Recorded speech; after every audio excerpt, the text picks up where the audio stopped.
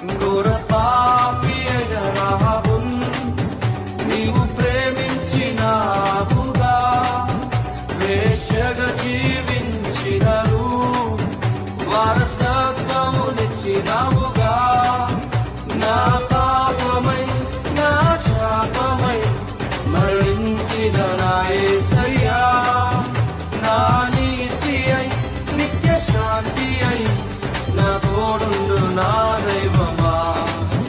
నా పాపమై నీ పాపమై నీ శాపమై నీ కొరకే మరణించినవాడు నీతిగా నీ కొరకు నిలబడి ఇక తిరుగు లేని జీవితము నీవు నిలిచినవాడు.